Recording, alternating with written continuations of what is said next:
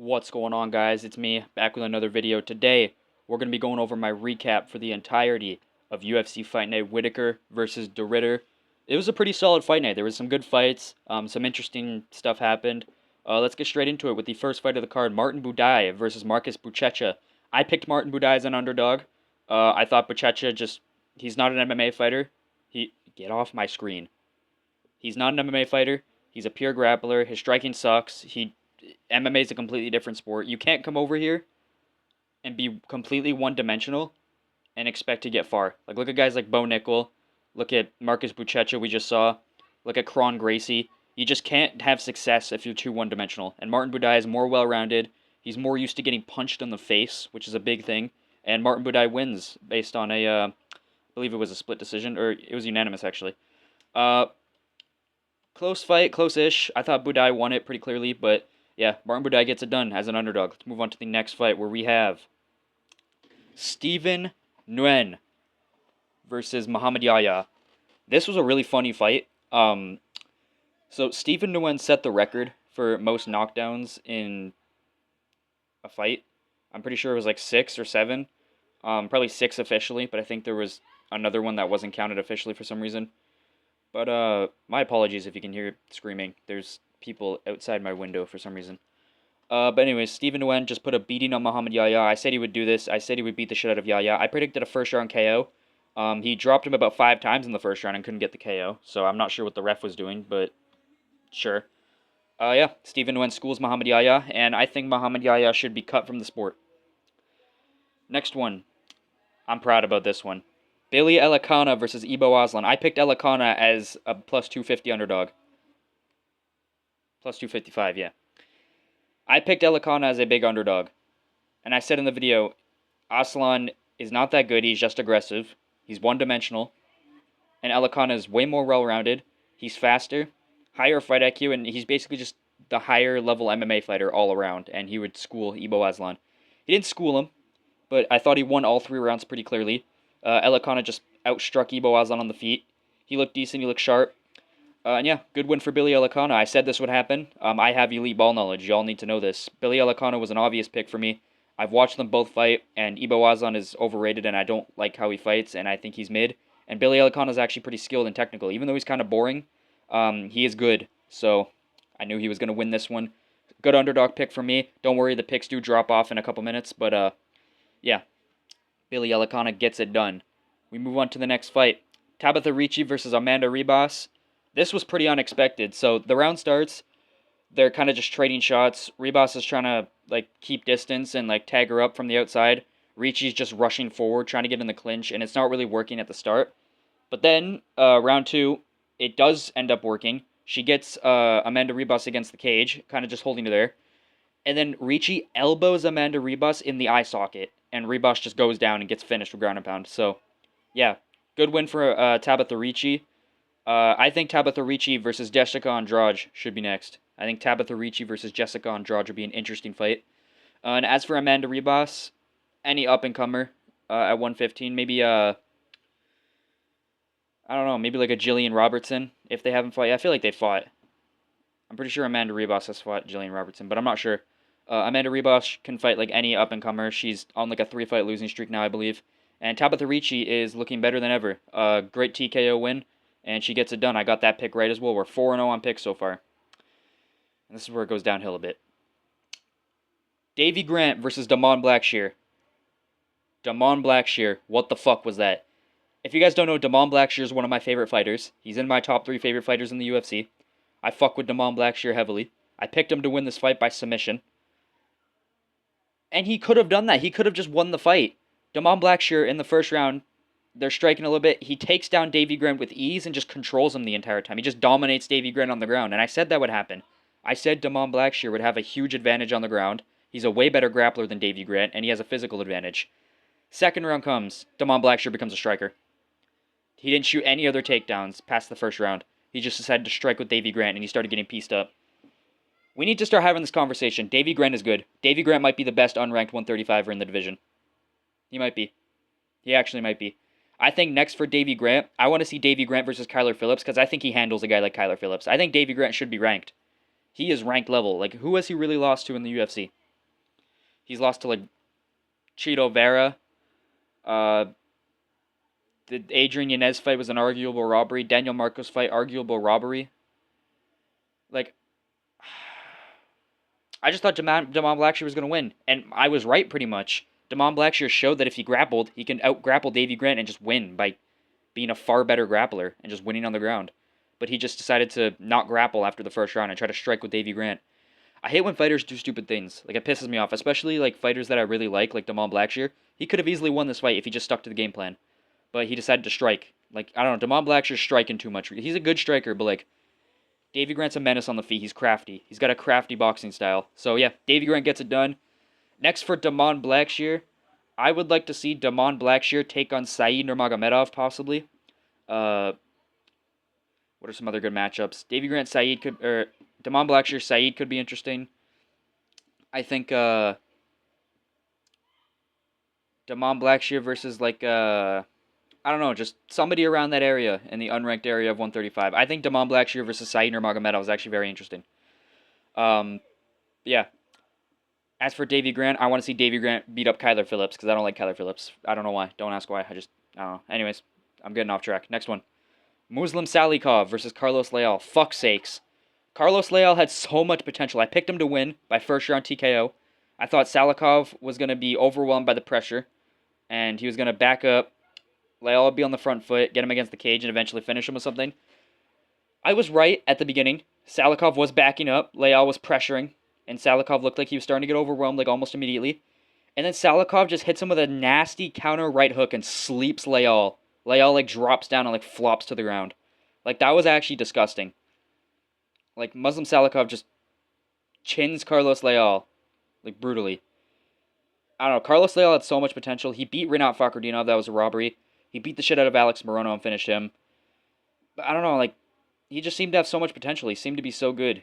But Muslim Salikov proves that. I mean, hey, Unk still got it. Muslim Salikov, Unk still got it. Davy Grant's an Unk too, man. This is the year of the Unks. We got Davy Grant, 63-inch Samsung for free. I forgot to turn off my notifications. Give me a second. My bad, I am back. I now have Do Not Disturb turned on. Let me know in the comments. Should I cop that TV on Facebook Marketplace? What do you guys think? Let me know, yes or no.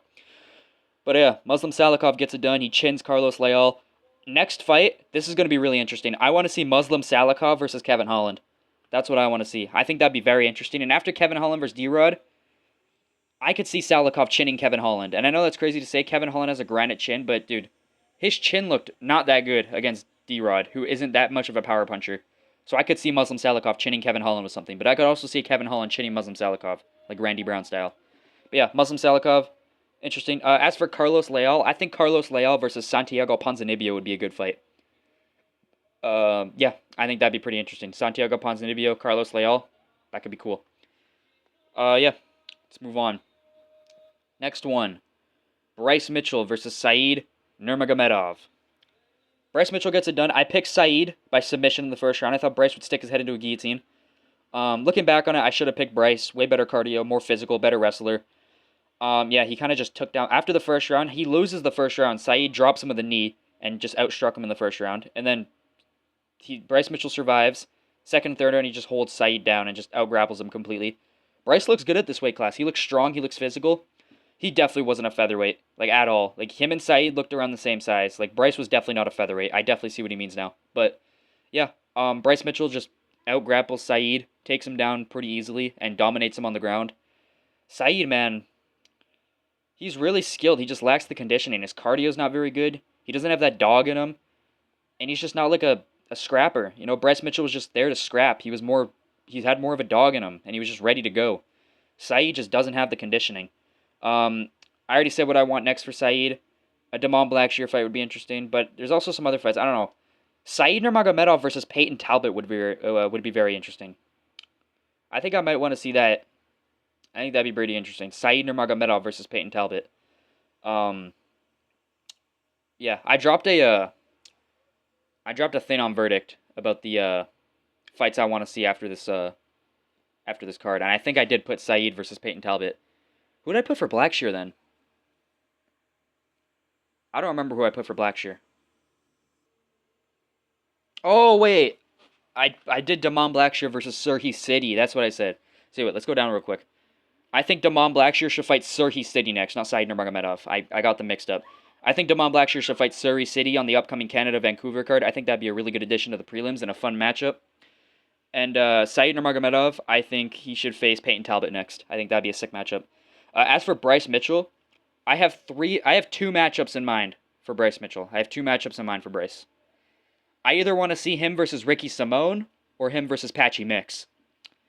And I think I want to go with the Ricky Simone fight. I think Bryce Mitchell versus Ricky Simone would stylistically be a really sick fight. It would be a brawl on the feet. It'd be funny as hell, and the grappling would be sick.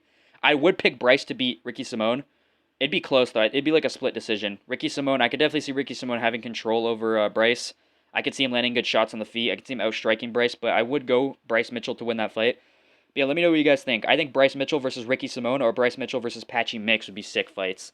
But yeah, Bryce Mitchell gets it done. Outgrapple Said Nurmagomedov, not much to say. Welcome to 135. Next fight, Bogdan Gushkov versus Nikita Krylov. Nikita Krylov, what is there to say? His time's over. His time's done. Nikita Krylov loses his chin. Dominic Reyes took Krylov's chin. Before the Reyes fight, Nikita Krylov had never been chinned on the feet before.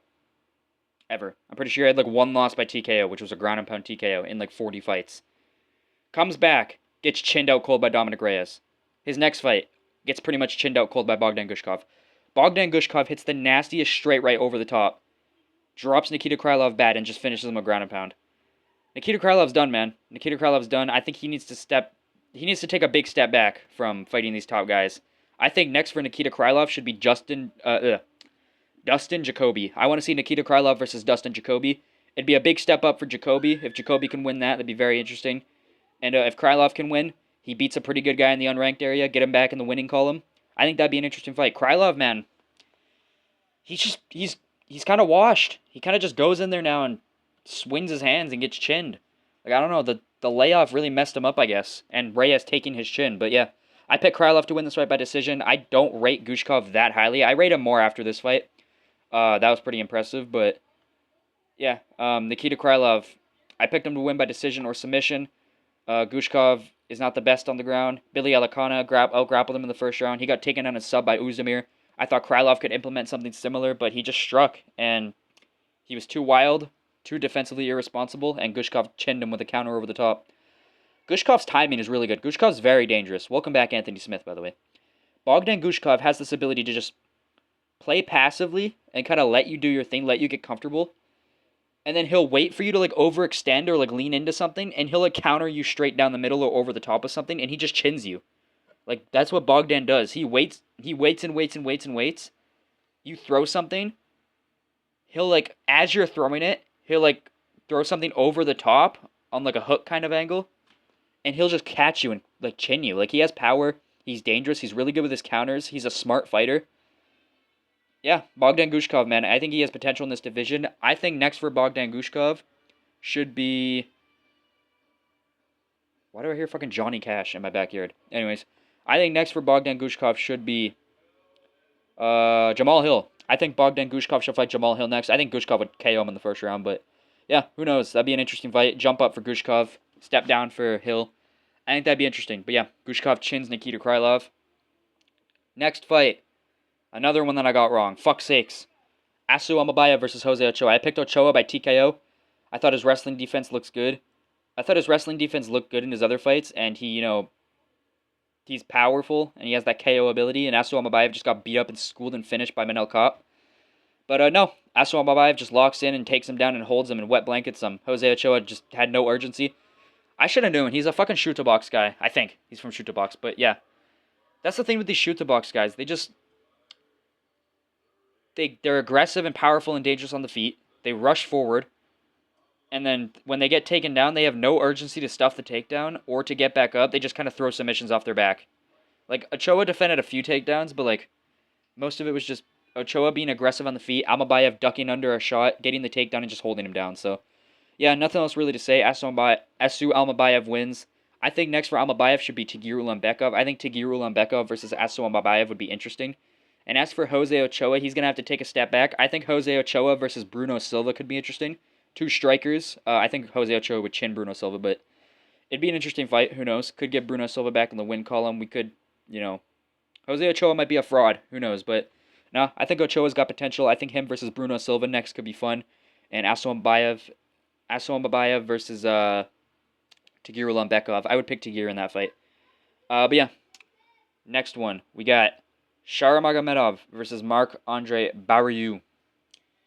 Fight of the night. This fight was crazy. This fight was sick. Shara Magomedov gets it done. I gave him all 3 rounds. I thought he just cleanly outstruck Barriault, but Barriault was in there. First round was a little bit slower paced. First round they were kind of just tagging each other up. Second round they went to war.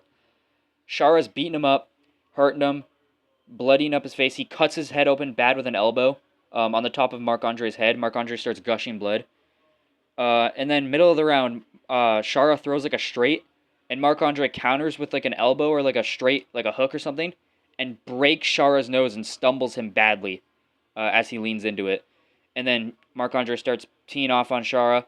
Then Shara turns the tides again later in the round and starts teeing off on Marc-Andre, almost finishes him in the second round. And then the third round, straight back to it. It's just Shara teeing off on Marc-Andre. Marc-Andre lands a few good combinations. Shara almost finishes him with a knee in the third round. He gets some good ground and pound going off. This was a sick fight. I had Shara winning. I picked him to win by TKO or decision. He wins by decision. Shara gets it done, man. Shara is a sick fighter. He is very entertaining. I don't actually think he's that good, but he's very entertaining. I think he deserves a bit of a step up. His only loss is to Michael Venom Page in a striking battle, which is fair. Michael Venom Page outstrikes everybody. And he beat up Marc-Andre, who is coming off a big KO over Bruno Silva. So, yeah, I think next for Shara should be... Hear me out on this. This is a sick fight that I put in my verdict post.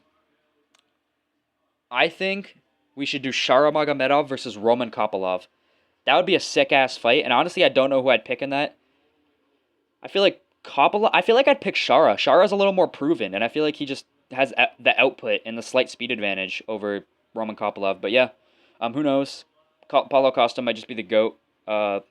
Maybe Kopylov isn't that bad. But yeah, Shara versus Kopylov would be sick.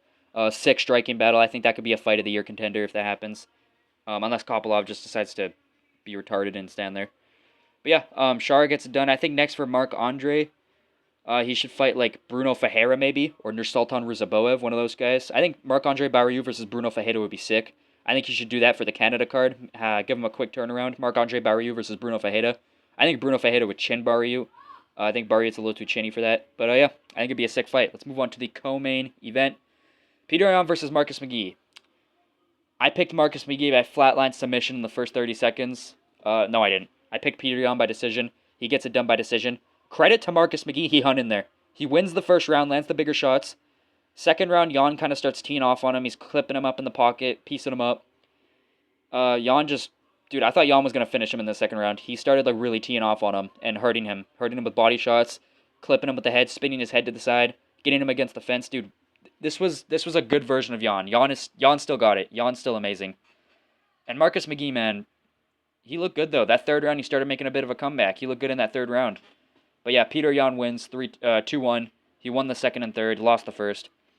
Great performance from Peter Yan. Yeah, I think Peter Yan should retire. Nah, lad, I don't know what the fuck I'm saying at this point. I think Peter Yan should face the winner of Merab versus the loser of Merab versus Sandhagen. I think both of those rematches would be kind of interesting. Yeah, I think the loser of Merab versus Sandhagen should fight Yan. Or, actually, I have a better idea. We should do Peter Yan versus Sean O'Malley 2. 5-round fight night main event. That's what we need. Peter Yan versus Sean O'Malley 2. Crowded main event. Crowded arena main event in a fight night. Peter Yan versus Sean O'Malley 2. 5 rounds. That'd be sick. That'd be amazing. And as for Marcus McGee, I would like to see Marcus... I think that performance, Marcus McGee looked good enough to where he still should fight up in the rankings. I don't think he should fight back in the rankings. Because, dude, he's like, what, number 13? Fighting number fucking 3 or 2? Number 3, I think. Yeah, I think Marcus McGee still deserves to fight up in the rankings. And honestly, he's only 35. He doesn't have much time left, so I say we give Marcus McGee another step up. Not as much of a step up. We go back a couple ranking spots. I want to see Marcus McGee versus Marlon Vera. I think that'd be an interesting fight. Test Cheeto's chin and see if McGee is really, top 10 worthy, or if Yan just had a bit of an off night and McGee's actually a can. But yeah, I think Peter Yan versus Sean O'Malley 2 and Marcus McGee versus Cheeto Vera are the fights that should happen. Um, yeah, main event. Reinier de Ridder versus Robert Whittaker. I picked de Ridder by first round TKO. I thought he was going to get the TKO early. He almost got it in the second round. Um, and he almost got it in the third as well. Like he just, I'm seeing people calling this a robbery. I don't even know how it was a split decision. I thought RDR won this clearly. He clearly won 2, 4, and 5. Even 3 was arguable. I know Whittaker got the knockdown, but other than the knockdown, Whittaker didn't fucking do anything. De Ridder was controlling the whole round. After round 1, De Ridder basically controlled the fight. He put a pace on Whittaker, marched forward, crushed him with knees to the body, was landing more punches, landing more shots, controlling him against the fence, getting takedowns. Reinier de Ridder just put a pace on Whittaker and broke him. Like, I've never seen Whittaker that gassed out. Whittaker just didn't do anything. He didn't. First round, he pieces up Reinier de Ridder, cool. Second round, de Ridder starts hurting him, wins the second round. Third round, de Ridder almost finishes him, and then Whittaker comes back with like a crazy counter and drops de Ridder, which was insane. I fucking screamed when that happened. That was insane. But de Ridder recovers, and yeah, wins the fourth and fifth. I don't know how people think this is a robbery. I'm a Whittaker fan. I like Robert Whittaker. But he didn't win this fight. He didn't fucking do anything. Like, I'm seeing people say, oh, Whittaker won the fifth round. De Ridder outstruck Whittaker by like 70 strikes. He had him against the cage, kneeing him to the body, tapping him with shots. Whittaker barely landed anything. And you could even argue De Ridder was landing the bigger shots of the round. De Ridder just had weird body language because he moves weird. But yeah, De Ridder is good, man. He has this style where he can put a pace on you, where like he marches forward and just has no regard for what you're throwing, gets you in the clinch, knees you to the body, breaks down your body, hits you with weird, powerful, big shots to the head, and he's just so big and imposing that he just gasses you. The sheer size of him moving forward and, making you carry his weight in the clinch, shooting takedowns constantly, kneeing you to the body with big-ass knees. He just has this breaking style where he just breaks down his opponents. I've never seen Whittaker broken like that and, like, gassed out. De Ridder gassed Whittaker out and just broke him over 5 rounds. So, sick performance for De Ridder. It wasn't the most entertaining fight, but it was pretty good. It was a decent fight. It got a little boring near the end, but the first 3 rounds were very entertaining. And De Ridder just put a pace on Whittaker and broke him. And I think next for Reinier de Ridder, he should face the loser of DDP versus Hamza, which, spoiler alert, I'm picking DDP. So, yeah, early prediction for that. I'm picking DDP by decision. So I think we're going to get de Ridder versus Hamza. And call me crazy, I'm going to go on a bit of a rant. I think RDR would beat Hamza. Think about it. Hamza wins the first round, takes him down, controls him, looks for some submissions, doesn't get it. He failed to submit Usman. He failed to submit Gilbert Burns. He's not submitting RDR. It's how it is. I know he submitted Whittaker. Whittaker has a bad jaw, and he's not the same defensive wrestler as Usman. It's just a fact. RDR gets taken down in the first round by Chimaev. Held down. Ground and pounded a bit. He survives. Second round, tide starts to shift a little bit. You notice that Hamzat's starting to look a little tired, a little slower. They're striking. RDR's pressuring forward. Hamzat's trying to shoot takedowns off the back foot. Maybe he gets a couple, maybe he doesn't. RDR's crushing him with knees to the body, pressuring forward, getting him against the fence. Third round comes, it just sways more in RDR's favor. Chimaev just struggling to get the takedowns. Too slow on the feet. RDR's crushing him with more knees to the body. I think RDR would finish Hamzat Chimaev in the 4th or 5th round. I don't think Hamzat Chimaev has the cardio or conditioning to go 5 rounds with RDR. And yeah, either way, he should fight the loser of that fight. If Hamzat beats DDP, dude, we get DDP versus RDR. Make that like a 5-round fight night main event or like a 5-round co-main event of like a pay-per-view. I think that'd be sick. Either way, sick fights. I would pick RDR to beat Hamzat Chimaev. I don't think I'd pick him to beat DDP. But who knows? RDR is just the number 1 goofball. So RDR gets it done. Next for Robert Whittaker. I think Robert Whittaker should fight the winner of Roman Dolidze versus Anthony Hernandez. It's a big step down. He's been fighting nothing but killers for like a long time. I think he'd beat Anthony Hernandez and Dolidze. I think he'd beat Dolidze easily. Anthony Hernandez would be a bit tougher because of like the cardio and like wrestling. But I don't think he has like the size and power of RDR to gas Whittaker out like that. So I do think Whittaker would win that. Also, Fluffy's like soft to the body, so Whittaker would probably just tee off on his body with kicks and stuff, and probably TKO him. I don't know. Yeah, I would pick Whittaker to beat Hernandez and Dolidze. I think stylistically, but I think they could still be sick fights. I could definitely see Hernandez winning too. I don't think Dolidze would win. I think Whittaker would piece Dolidze up and beat him up. But I could see Hernandez versus Whittaker being very competitive and close, especially in a 5-rounder. I would worry for Whittaker in a 5-rounder with Fluffy. But yeah, I did pretty solid on this card. Let me know what you guys think. Let me know what you guys thought about the card. Did you guys like it? Did you guys not? What matchups do you guys want to see next? See you guys in the next one. Peace.